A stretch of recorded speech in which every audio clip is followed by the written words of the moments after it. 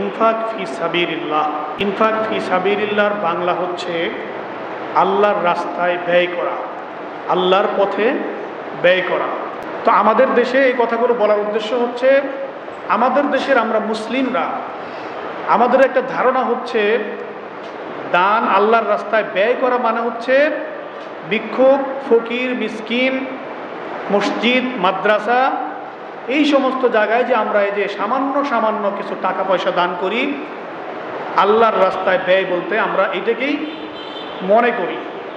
এর বাইরে যে আল্লাহর রাস্তার আরও ব্যয় আছে, এবং এই যে আমরা আল্লাহর রাস্তায় ব্যয় মনে করার পরেও এই যে আমরা সামর্থ্য থাকা সত্ত্বেও আমরা যে 2 টাকা 1 টাকার কয়েন, এবং আমরা মসজিদে যখন দান করি তখন আমাদের সব থেকে কালচে পড়া নোটটা যখন এই মসজিদে দেই, এটাও কিন্তু আমাদের একটু ভাবা দরকার না?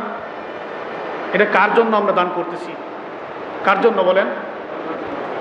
বুঝতে পারতেছেন না আপনারা কথাটা?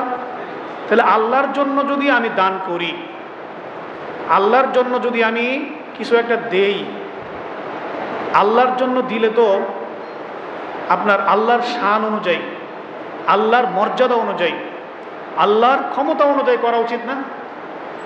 আপনাকে শ্রেষ্ঠ মাখলুক বানাইলেন, তারপরে দুনিয়াতে বসবাস করার জন্য উত্তম একটা পরিবেশ দিলেন, যেই পরিবেশে আপনি সুস্থ স্বাভাবিকভাবে বেঁচে থাকার মতো সুযোগ পেয়েছেন, এইরকম একটা সুন্দর পরিবেশ যিনি সৃষ্টি করে দিলেন, তার জন্য যখন ব্যয় করবেন, সেই ব্যয়টা কি ভালো হওয়ার দরকার না? উত্তমটা হওয়া দরকার না? সেটাও কিন্তু আল্লাহ বলে দিয়েছেন, লাং তানালুল বিররা হাত্তা তুনফিকু মিম্মা তুহিব্বুনা ওয়া মা তুনফিকু মিন শাইইন ফাইন্নাল্লাহা বিহি আলিম। লাং তানালুল বিররা, কোনো কল্যাণকর জিনিস আল্লাহর দরবারে পৌঁছাবে না, কখনো পৌঁছাবে না।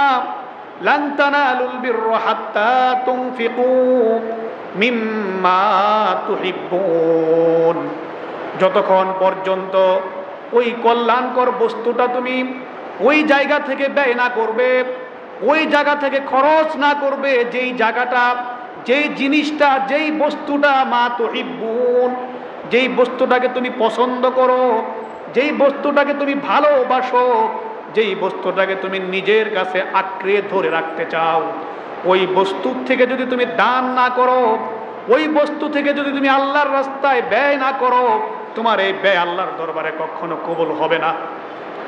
তাহলে আমার এই প্রাথমিক কথা বলার উদ্দেশ্য হচ্ছে, আল্লাহর রাস্তায় ব্যয় করা বলতে আমরা এই জিনিসগুলো বুঝি। কি কি বললাম?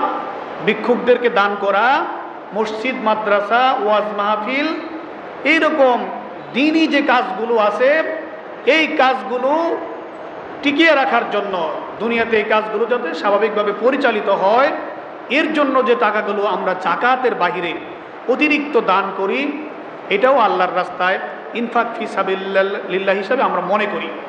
এটা মনে করাটা সঠিক আছে, কিন্তু এর বাইরেও আরও কি আছে? আল্লাহর রাস্তায় ব্যয়টা শুধুমাত্র ভিক্ষুক, মসজিদ, মাদ্রাসা, ওয়াজ মাহফিল, এইখানে দান করার মধ্য দিয়ে কি হয় না? এইখানে দান করার মধ্য দিয়ে আল্লাহর রাস্তায় ব্যয় করা কি হয় না? শেষ হয় না। আল্লাহর রাস্তায় ব্যয় করার মতো আরও বেশ কয়েকটা খাত আছে।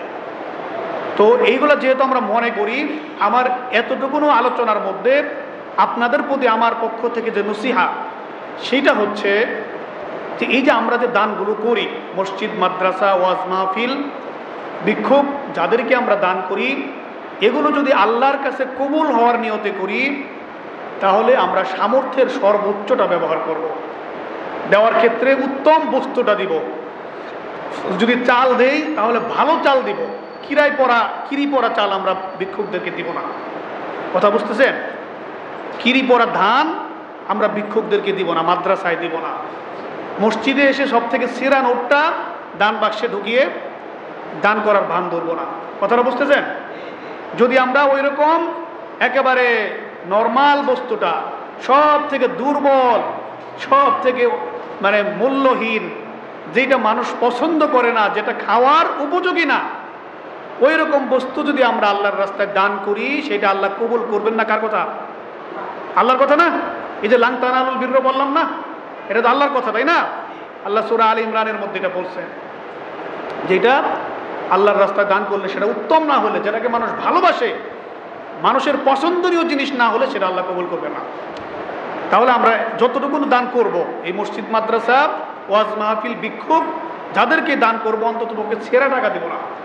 যে ছেঁড়া টাকা দিয়ে মানে একজন ভিক্ষুক খুব আক্ষেপের সহিত নেয়, মনে কষ্ট পায়, এরকম ছেঁড়া টাকা আমরা ভিক্ষুকদেরকে দিব না, মসজিদে দিব না। আজকে থেকে এই আমল করবো না ইনশাল্লাহ? করবেন তো ইনশাল্লাহ?